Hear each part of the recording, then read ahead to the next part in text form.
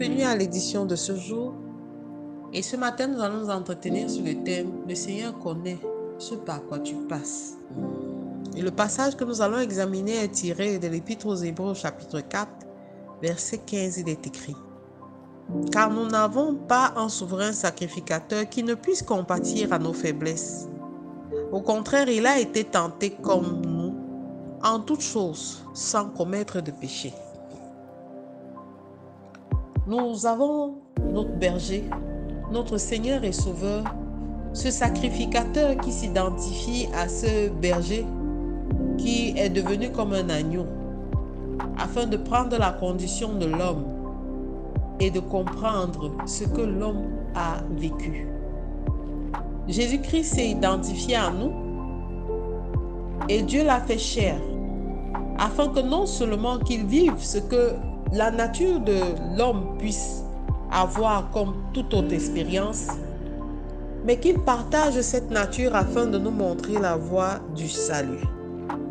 Alors tout ce que tu peux expérimenter en tant qu'être humain, tes émotions par lesquelles tu passes, les tentations, les épreuves et toute autre affliction, sache que Jésus-Christ les a aussi expérimentées.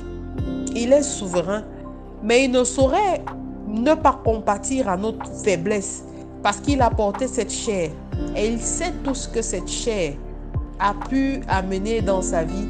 Il sait tout ce que cette chair peut entraîner dans la vie d'un homme.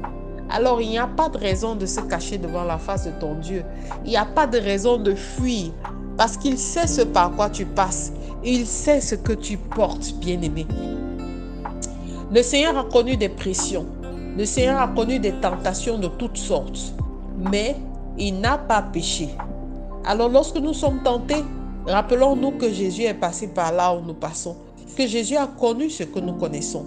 Il a eu pour amis des personnes très peu recommandables. Il a connu la nature humaine dans sa plus grande laideur, comme dans sa plus grande beauté. Il a connu l'admiration des hommes, ceux qui l'ont adulé à un niveau qui méritait et ceux qui l'ont détesté, haï jusqu'à la mort. Alors, toutes ces personnes, toutes ces pressions, Dieu les a connues. Dieu est passé et a surmonté toutes ces tentations. Alors tu dois te dire, si Christ a surmonté, je peux aussi surmonter.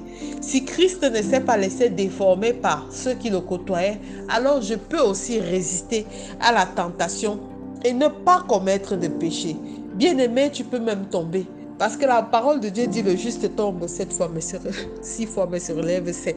Sache que Dieu, le souverain sacrificateur, sera toujours là pour te relever. Parce qu'il est le bon berger. Il est le Dieu fidèle. Il est celui-là qui ne t'abandonnera jamais. Il est celui-là qui t'a tenu la main tout au long de l'année scolaire dernière. Il est celui-là qui a permis que tes enfants fassent l'école cette année, malgré les difficultés dans lesquelles tu te trouvais. Il est celui-là qui a donné du succès à tes enfants. Il est celui-là qui les a soutenus dans l'échec. Il est celui-là qui pourvoira encore pour vous et pour chacun d'entre nous. Alors il est celui-là sur qui nous devons nous accrocher et en qui nous devons avoir entièrement et totalement confiance. Il est fidèle. Il ne nous a jamais laissé tomber. Même lorsque nous pensions lui avoir tourné le dos, il a toujours été à nos côtés. Alors le Seigneur connaît ce par quoi tu passes, bien-aimé. Le Seigneur connaît ce qui te tente. Le Seigneur connaît les difficultés auxquelles tu fais face. Mais il te demande de t'accrocher à lui. Il te demande de t'accrocher à lui parce que lorsque tu es faible, c'est alors là que tu es fort. Parce que malgré toutes ces tentations, lui, il n'a pas commis de péché. Alors seul, tu ne peux pas. Mais avec lui, tu pourras vaincre. Avec lui, l'année scolaire qui commence va commencer sur de nouvelles auspices. Je n'avais pas connu la déception de l'échec par le passé. Tu l'as connu, mais le Seigneur est là à tes côtés pour te dire, ce n'est pas la fin. Tu peux repartir vers de nouvelles bases. Le Seigneur est là pour te dire, même si tu penses que tu ne pourras pas y arriver, cette année scolaire, académique est une année spéciale. Le Seigneur dit, accroche-toi à moi et je te donnerai la force de surmonter. Fais-moi confiance et nous y arriverons. Alors, quel que soit ce par quoi tu passes, sache que le Seigneur sait. Il sait en avance. Il connaît les projets qu'il a fait pour toi. Elle sait que tu vas t'en sortir.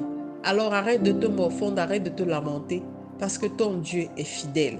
Alors je te recommande de faire cette prière ce matin avec moi.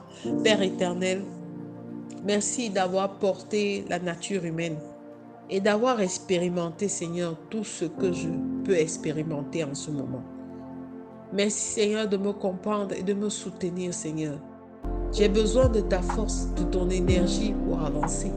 J'ai besoin, Père éternel, de toi pour chaque étape de ma vie.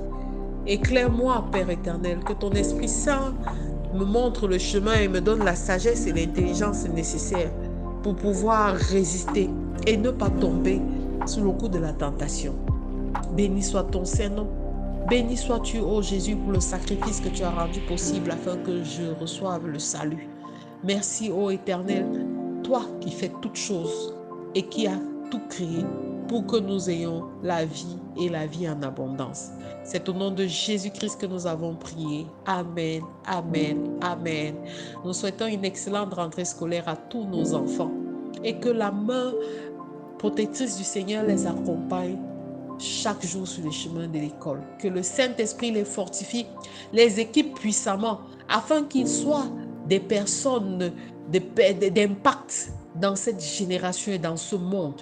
Que les enfants de Dieu puissent se lever et puissent changer les choses et résister à la tentation, afin de ne pas être confondus au dernier jour. Merci Seigneur. Et que chaque parent puisse se lever pour son enfant et encadrer son enfant dans la prière, c'est important. Au nom de Jésus, je vous passe bien le bonjour et je vous souhaite de passer une excellente rentrée scolaire. Shalom.